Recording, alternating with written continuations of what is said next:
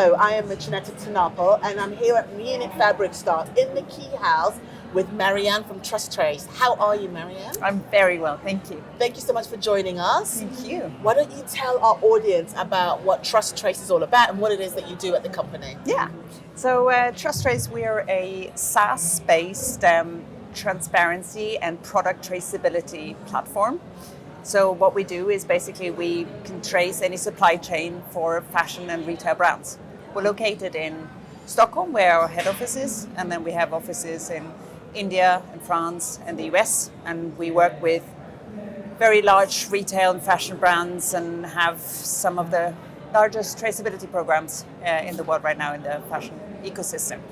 Traceability has been part of the conversation for quite a while now. In your opinion, have you found the fashion industry to be a bit more open to having this conversation? Because they're quite a secretive bunch. Yes. So, Yes, so how has it been in terms of adoption? How have you found it? Yeah, absolutely. Maybe I start like that. Just when the company was started in 2017, everyone was already starting to talk about traceability, but there was no real, what's the use case? Why traceability? Everyone understood somehow, yeah, we need to go towards traceability. But now what's happened in the last couple of years is that regulations are really pushing that brands have to disclose the information of their supply chain. You can't go around anymore with saying, oh, I don't know, I have only direct suppliers in tier one, I don't know the rest of my supply chain.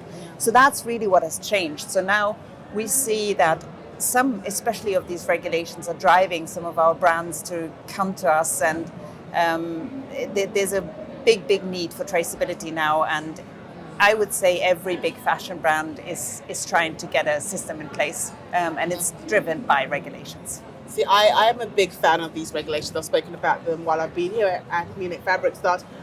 I think it's good that they are becoming, I guess they're taking responsibility a bit more. Yeah. Do you think that it will continue to progress at a faster rate, this adoption of needing to be traceability, or do you think it's going to slow down? No, I think the regulations are here to stay, and there will be more coming, and they're going more and more granular. So if you're looking into, there used to be maybe some guidance on marketing claims and labeling, and now they're getting really into the detail with every kind of claim. You have to have the evidence in place, but having the evidence in place, if you want to say, I don't know, this shirt is made with 100% organic cotton, that means you need to be able to have a chain of custody, be able to see really where does that product come from, and at the time of purchase, where's the certificate, where is it? If the authorities come, you need to be able to have it at hand, and that's only really manageable with a system in place. So I think and you were saying you're a fan of the legislation, so am I. I think there's really, things are moving, things are steering up, and I really like to see that. I like to quote one part of a spokesperson actually on the EU level that was saying the legislations are here to kill fast fashion, and as tough it might sound for some of the brands, this is really what we need to do if we want to tackle the problem in the fashion or in the textile stream right now. I agree completely. Can you explain how Trustrace helps fashion brands with traceability? I mean, how does the whole entire system work? Yeah, so a lot of times what happens is that fashion brands don't even know all their supply chain. So first of all, we help them with building up their supply chain or supply network. And we have, as I said, it's a SaaS platform, so it's a digital system where you onboard the brand and then they onboard all of their suppliers. So eventually everyone is part of the same platform, and then you're able to have all the right evidence, you can follow the different materials throughout the supply chain, and with that you know exactly what's happening. You also see where there's maybe risks in your supply chain where they don't have the right audits or certificates or whatever for a social or environmental side of things. So that really, the first, it's the transparency and really understanding your supply chain. And when you understand it and when you see and you also being taken accountable, that means you will pay more attention that your suppliers are having the right social and environmental accreditation, but also the right programs, which ultimately is cost, which ultimately will result in the end product of the garment or the other textiles, and therefore it will increase. It will just help the entire system. Okay, with this information that they're getting, do you think the brands are able to understand what they're looking at? Yes, definitely. Yes, They can? yes, they definitely understand it.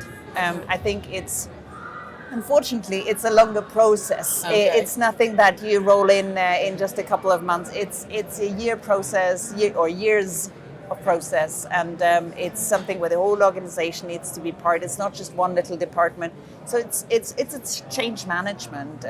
But once it's there, once it's established, and once you have that visibility, there's so much you can do with it. You can improve your products, your sourcing strategy, your design strategy, but also your communication strategy, because at some point there will be the digital product passport is coming with mandatory disclosure of your supply chain, everything. So you're steps ahead if you can disclose it already and give the consumers that are really looking for this information, being able to give them that information at the time of purchase. Because right now, I'm sure you've had the same problem trying to find, let's say, there's no sustainable clothes, but better clothes is difficult in the jungle. Difficult. What to look at is organic better? Is this better? Is that better? What should I be looking at? It's just an influx of information Yes. that is really hard to decipher. But some of the companies that I feel are going to fall through the cracks are the smaller companies, because they don't have the money or to invest, and they probably feel a little bit lost. Do you only work with big companies, or do you welcome the smaller ones too? That's a good question. I agree with you that it can be more difficult for smaller, but also a lot of times what we've seen is that the smaller companies have a better overview of their supply chain already. They know their supply chain better. We have seen that the biggest benefit of our software and our solution is in the big, ultra large companies that have such extremely complex supply networks. But that we don't only work with them, but that has been our focus in the last couple of years, to tackle and really change the big ones first, and then get into the smaller ones. But of course, it's down to cost. It's down to a lot of these different things. Eventually, I think the cost will come down also for traceability, and then it will be easier also for the smaller ones to adapt.